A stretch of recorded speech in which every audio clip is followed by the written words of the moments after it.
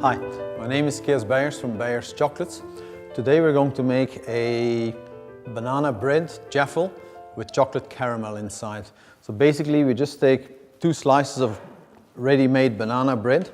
We're just going to butter the outside.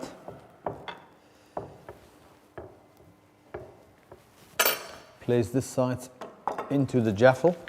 We use one of our dream Beyers, which is caramel filled. Put it inside. We're going to sprinkle a few pecan nuts on top. Then we take the other slice of banana bread. So just place that on the top. You now close the jaffle.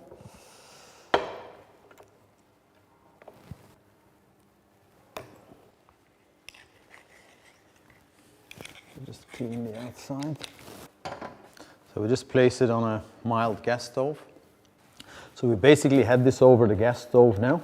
There's a few little burnt bits on the side which we're gonna just take out. And we will open it up. And here is our beautiful chocolate caramel Jaffa cake.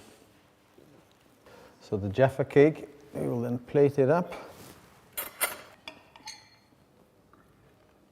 Chocolate's nicely melted with the caramel. Beautiful.